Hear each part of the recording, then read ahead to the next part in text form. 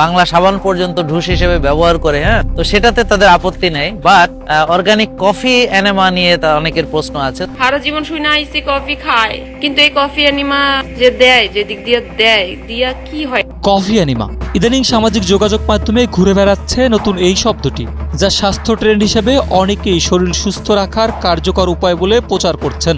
এই পদ্ধতিতে ঠান্ডা ব্ল্যাক কফি বিশেষভাবে মলদ্বার দিয়ে শরীরের ভেতরে প্রবেশ করানো হয়।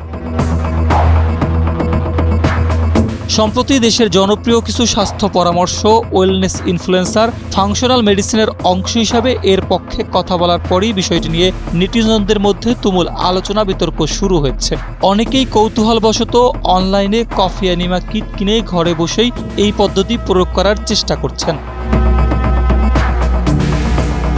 এই ট্রেন্ডের প্রবক্তাদের দাবি, কফি এনিমা জাদুকরীভাবে শরীরকে ডিটক্স বা বিষমুক্ত করতে পারে।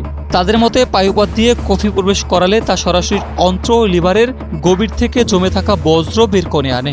জীবন অবাক না করলে কে করবে? 28% মিল্ক ফ্যাটের অবাক করার সাথে ফ্রেশ মিল্ক পাউডার। জীবন অবাক করুক প্রতিদিন। দীর্ঘদিনের গ্যাস্ট্রিক, কোষ্ঠকাঠিন্য, IBS থেকে শুরু করে ওজন কমানো এবং ত্বকের উজ্জ্বলতা বাড়ানোর মতো চমকপ্রদ উপকারিতার কথা ভিডিওতে প্রচার করা হচ্ছে।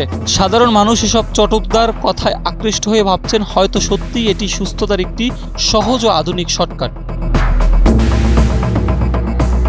তবে আধুনিক চিকিৎসা বিজ্ঞান ও বিশেষজ্ঞ ডাক্তাররা এই তথাকথিত ডিটক্স পদ্ধতিকে সম্পূর্ণ ভিত্তিহীন এবং অবৈজ্ঞানিক বলে উড়িয়ে দিয়েছেন।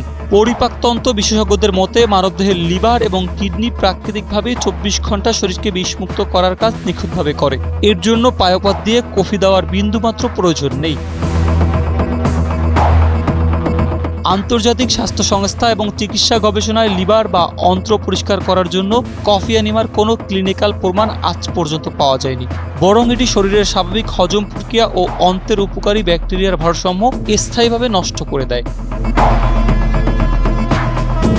চিকিৎসকদের পরামর্শ ছাড়া ঘরে বসে এই বিপজ্জনক পদ্ধতি প্রয়োগ করলে ভয়াবহ স্বাস্থ্য ঝুঁকির সম্মুখীন হতে হয়। কফির তাপমাত্রা সামান্য বেশি থাকলে মলদ্বার পুড়ে গিয়ে মারাত্মক ইনফেকশন হওয়ার আশঙ্কা থাকে। তাই সোশ্যাল মিডিয়ায় কোনো ট্রেন্ড বা চমকপ্রদ বিজ্ঞাপনে বিভ্রান্ত না হয়ে সুস্থতার জন্য সবসময় বিজ্ঞানভিত্তিক ও বিশেষজ্ঞ চিকিৎসকদের অনুমোদিত পদ্ধতি অনুসরণ করা উচিত।